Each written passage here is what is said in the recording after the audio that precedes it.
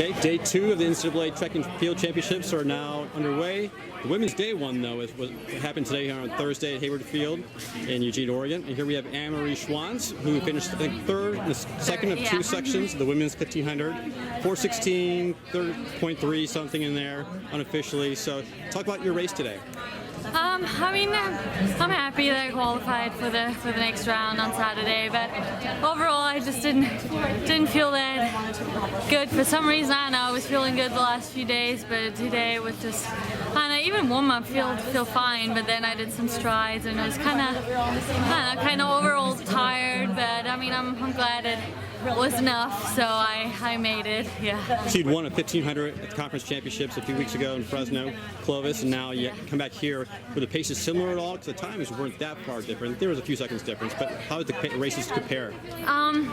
Well, at conference, we ran really slow the first 700-800 meters, and then slowly picked it up, and then the last 400 meters were really fast. And they're the same what happened at in Kansas at the East region.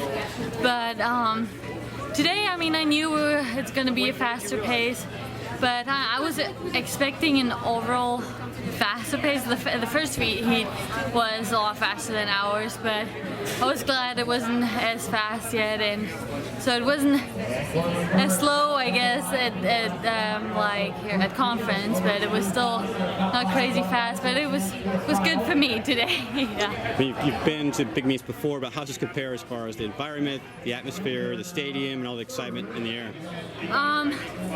Well, I mean, the weather is a lot better than in Fresno. I mean, running at 100 degrees the last 2 weeks just have not been that fun.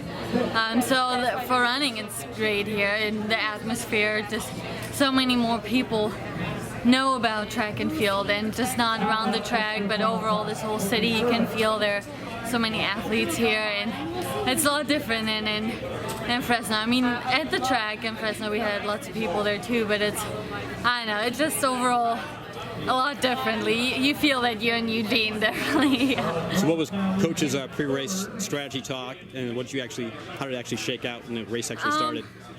Well, Sean McManus and I, we usually have the same kind of strategy together. It's like, yeah, tuck in behind the leader or within that leading group, kind of be there and then get a good position with like 500, 600 meters to go, and then just kick hard the last 200-300 meters. And I mean, it kind of worked out okay today.